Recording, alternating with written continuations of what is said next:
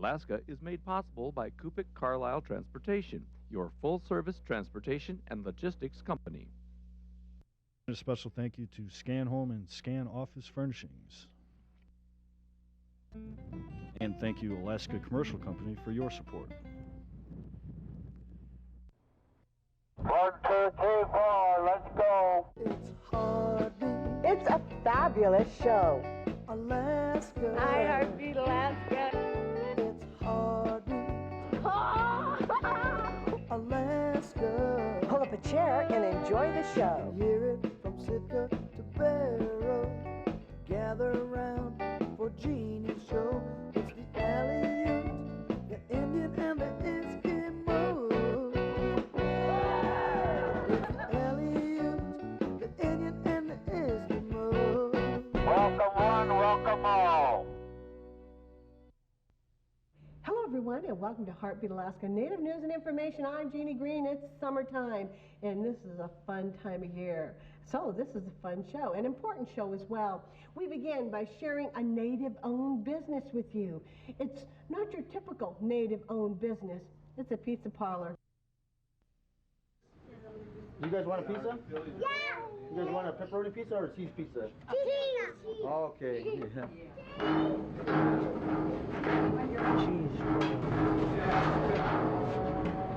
You guys like Phillies? Yeah. Hello, Simeon's Kitchen. May I take your order? Where Native traditions and modern cash economies encounter each other, bread dough sometimes rises. Okay, what we're going to do now is butter the crust. The Agathluk family from Emonic has been close-knit for eons, cooperating in fishing, hunting, and pastime, history and future melding together to form a copacetic present. Medium pepperoni, 1 Mexican Philly, and 2 original Phillies, no onions. Okay, yeah.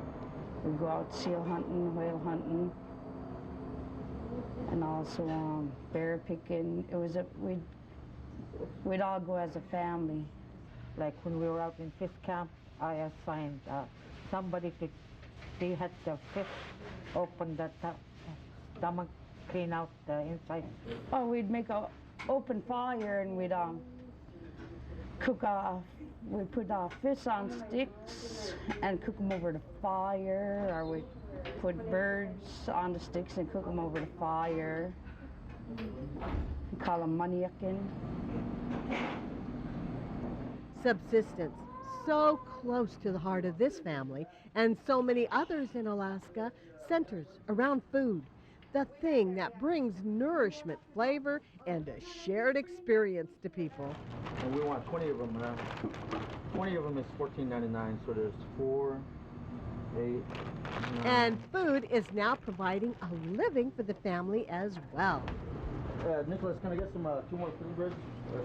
The clan is sojourning into the realm of restaurant management, led by Simeon, the culinary wizard of the family.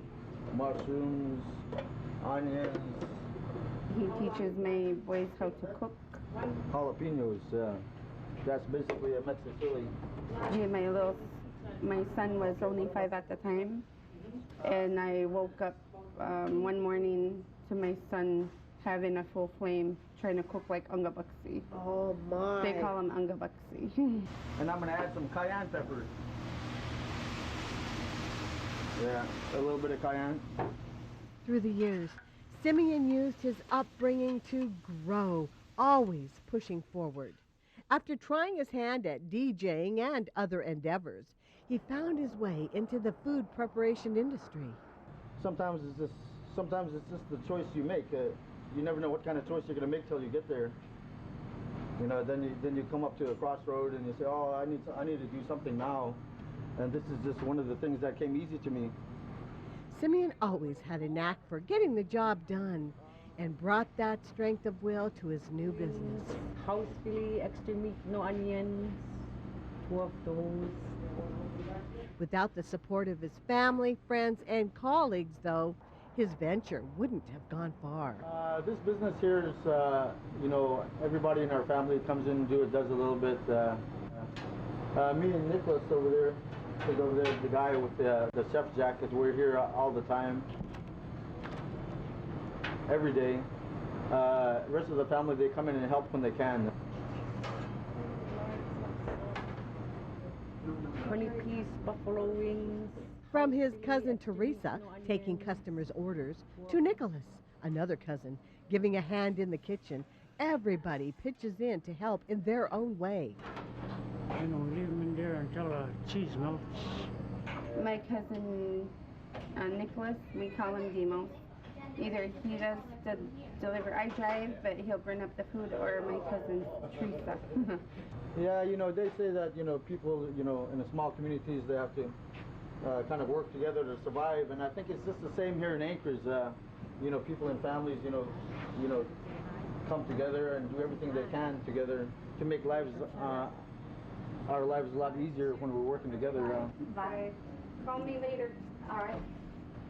You know, I think that's how it is. It doesn't matter where you are, in the city or in the village. The more family you have around, the more comfortable you are.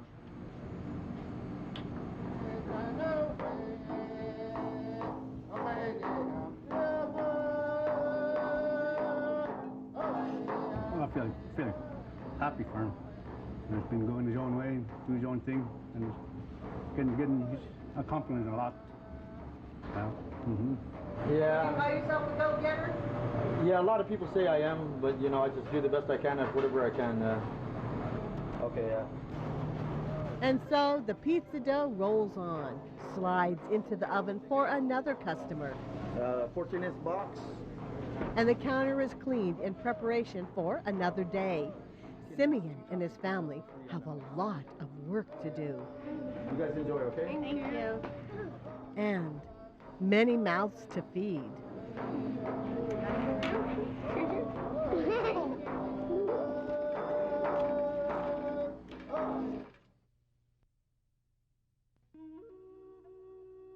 And now we travel to the Nushagak River and meet with the local folks who live there and share some of their issues.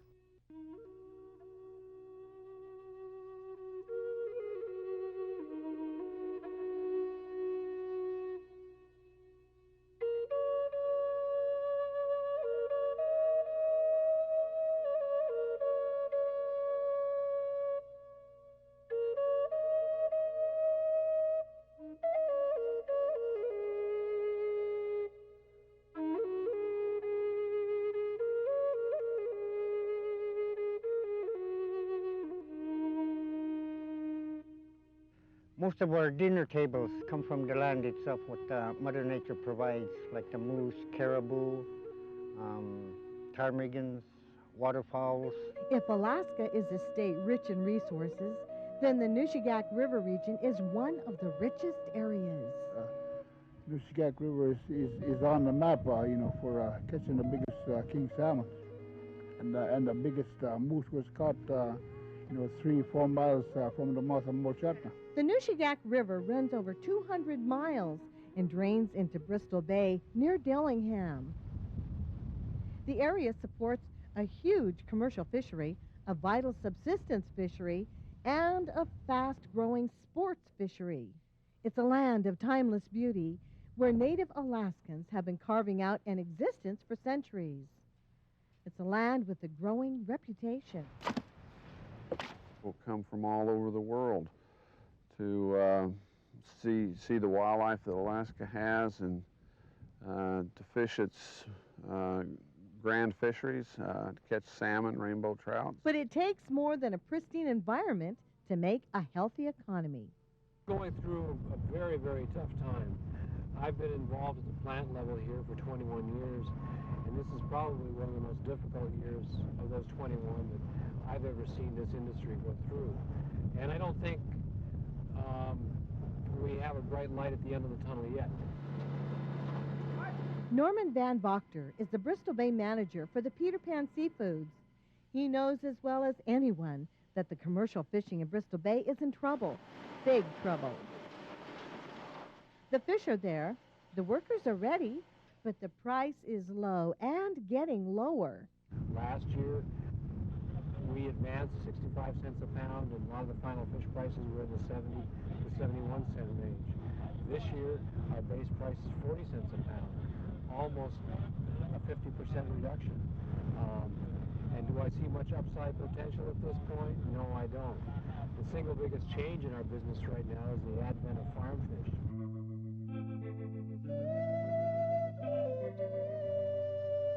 We had a disaster year. We didn't catch much fish out in the bay, and the price has been going down so low. I had to look for elsewhere to find a job, for the summer, Gabriel Andrew has felt the price drop firsthand. He's just one of many Bristol Bay residents faced with a situation that is getting worse and worse, and faced with decisions that are getting harder and harder. Well, out here in the bush, you don't get very much jobs, opportunities. You'd have to go move to Dillingham or to Anchorage to get money. Like in the past we share and share alike with our lands, with the moose and caribou and any kind of wild subsistence we do, fishing. We all share and share alike. But today, since the money is going down the drain with commercial fishing, it's going to get tougher. Wassily Hanson has also seen tough times before and knows that tough times mean tough decisions, but some decisions are forever. I think maybe the price of fish going down the drain, and they're not doing like they used to do. But now today, that since the price of fish going down, and not very many people are very getting interested in their fishing because of the price. And now the people, I think, maybe turning to their lands and trying to sell a piece of land here and there, just trying to further their livelihood in the future. What Wassily is talking about are native allotments. Native allotments are parcels of land up to 160 acres that were granted to Native Alaskans from early 1900s up until the 70s. These were intended to be places where the people who were given the allotment, the allottees as they're called, could hunt and fish for subsistence. And the fish are there. Well, to begin with, there weren't any sport camps up here. We quit commercial fishing early and came up here, and we were the only boat on the river. And fished down at Portage Creek, talked to the Portage Creekers, and then the sport camps started to come in, and then they started selling some of the allotments and building on them, and so it's getting, what we consider crowded. Many natives with allotments are now faced with a decision they never wanted to make. Should I sell? Most of the people here was depending on their land now in the future. There was a talk about selling, but the elders said that we should hang on to our land because our land will be feeding us and taking care of us in the future. But the future can seem a long way away to someone who desperately needs money, a person who has a family to look out for, and has little hope of finding a job. In the floundering economy of the Bristol Bay area, just looking out for tomorrow or just making it through today can be a challenge. Motoring around on the Nushagak River, sometimes it seems so hard to understand why someone would sell. But when a 100-acre allotment can sell for anywhere between $50,000 and $300,000, some people have little choice. Native allotments pose a problem because if they do go into private ownership and are turned into cottages or camps or recreational subdivisions, we feel it's going to be very difficult for us to manage all the surrounding lands and continue to do that effectively for subsistence. Tim Troll is the CEO for Chogyang Limited, the native corporation for Dillingham, Akelkok, and Portage Creek. Chogyang Limited owns 360,000 acres of land used by the shareholders. We're charged by our shareholders to manage those lands. At least the policy we have is that we try to manage those lands to preserve their subsistence value for our shareholders. I try to imagine what our shareholders would think if we, as the native corporation, decided we wanted to sell off all of our land that was selected, that we selected primarily for subsistence, I think there'd be an uproar. Most of the native allotments were selected for the very same reason, subsistence, prior subsistence use. When allotments are sold to outside interests, Tim's job gets harder. Many of the sold allotments wind up being used for recreation, lodges, sports hunting, and sports fishing. Allotments sold to recreational interests may become doorways to the lands around them. Tim's job will get harder when small tracts of land inside or next to the large ones he manages have lodges or sports camps built on them. We fear is that if they are sold, we'll lose control of our own lands and the resources on our lands by virtue of all those inholdings. Tim's not the only one who's concerned. I think at this point it's just kind of a, what you would call a pain or a thorn. If we don't do something, I think it'll be a big deal, and you know, we could have another Kenai. Another Kenai is a fear we heard from a number of people as we traveled up and down the Nushagak. Another thing we found were solutions. The Conservancy gets calls 3 or 4 times a week from native folks that are looking for one reason or another to sell their allotment. Paul Jackson is the director of Northern and Western programs for the Nature Conservancy of Alaska. The Conservancy is one of a number of groups who are buying conservation easements along the Nushagak.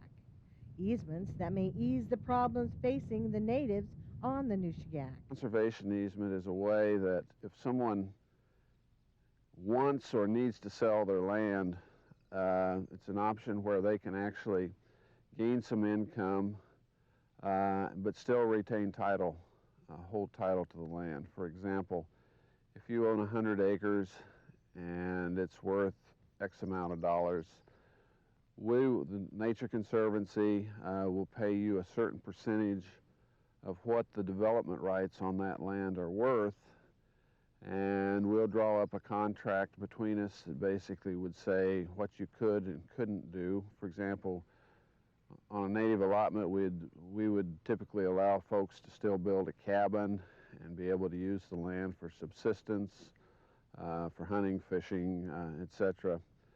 And then they could pass that on to their heirs, or they could even sell it.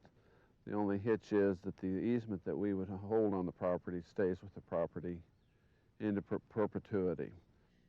Paul knows he has a lot of work in front of him. Much of that work is education. Most people don't know what's that yet, you know, they don't know what it's all about. Okay.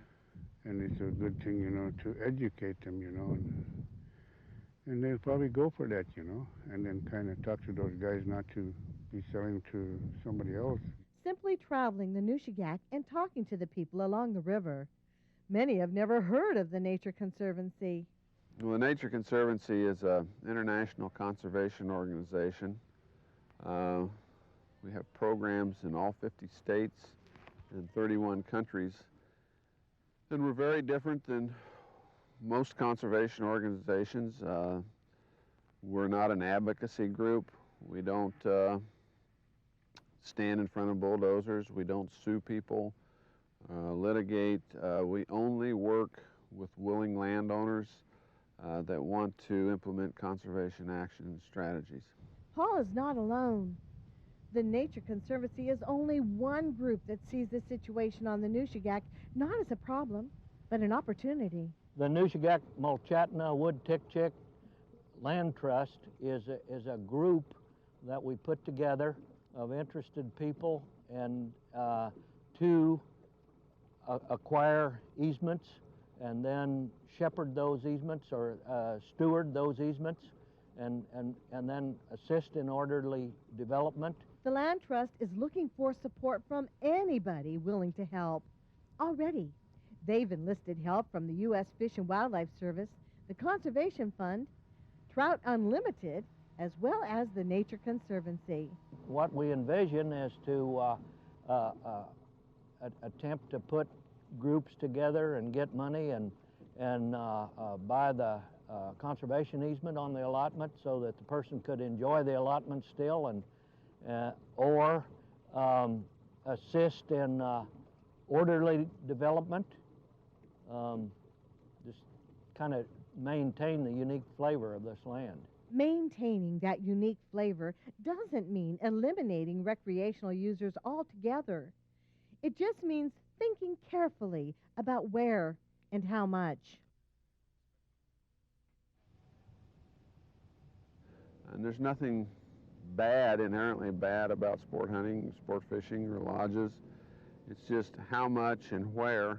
Some places are better suited to, for example, put up a lodge than other areas. So we'd like to work with people to help identify where some of the critical habitat is and where some of the less critical habitat is. The idea of conservation easements is catching on up and down the river. It would be similar to having your cake and eating it too, if somehow they could sell the developmental rights and get the income they needed from it and still have the land so that they could sell it to an individual for a cabin or keep it for their family for posterity. They would rather see the land itself being passed down to the younger generations, because that's their future and this is their future land. So I'd really look into that, and I'd probably go for it. I'd like to see something develop like that, because in the long run you don't actually lose anything, and that will benefit our younger generations, because when we do pass on, then the land can go right back to them, and it will be their responsibility to take care of it. Even with the work of the Land Trust and the Nature Conservancy, development continues on the Nushagak. Sport fishing and other recreational users are here to stay. Adapting to these changes may be the key to survival. Many natives along the river have even turned to working with the sports fishermen as guides to earn a decent income. At this day and age, from the 90s to 2000, you got to, in the year 2000, a guy got to be able to go along with the changes, and instead of kicking the sport fishermen and the drifters and people that come out from the lower 48, be able to reach for that dollar instead of tell them they're not welcome in our land, But mostly I enjoy life here along the Nushagak River and taking clients out and catching the fish. That lifestyle is something more and more people are discovering and falling in love with. The questions for the future of the Nushagak are not who will be allowed and who won't, but how everyone can get along together. I think there's a lot of opportunity for everyone to work together as far as managing these allotments. The Nature Conservancy and the native corporations that are involved, I think it works for everyone to do that, and I think all the user groups appreciate what's here.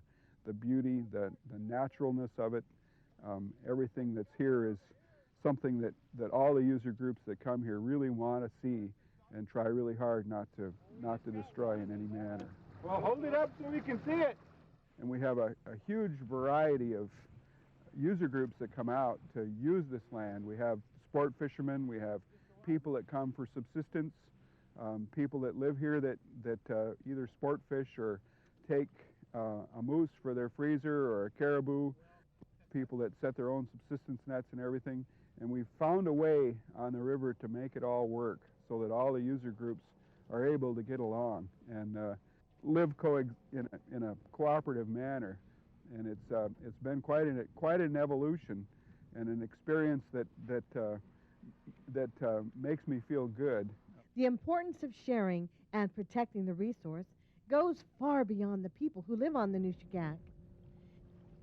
We like to think of it as protecting the habitat that all the wild salmon in Bristol Bay depend upon, and we realize that is one of the key linchpins to this whole ecosystem up here, and that if we're not careful, and if these lakes in this region or these rivers become overpopulated, overused, that habitat is likely to be compromised, and the wild salmon that we've been depending upon here for subsistence and for income, for at least for commercial income, well over 100 years, and subsistence for perhaps thousands of years, could be lost.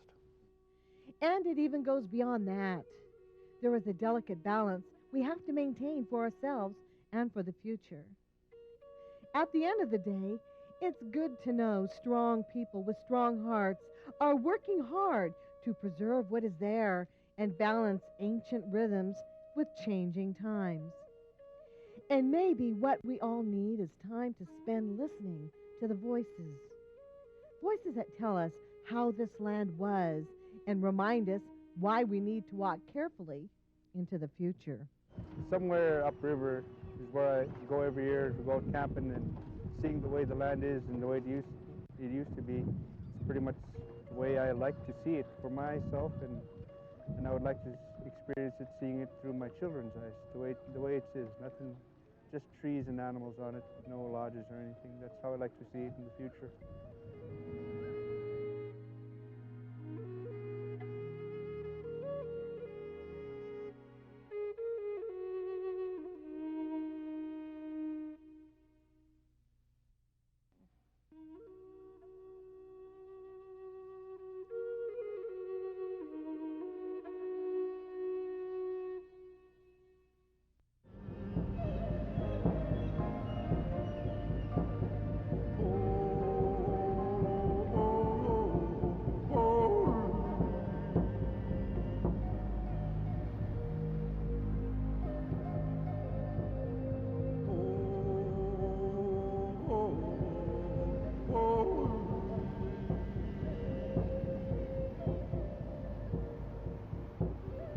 Oh.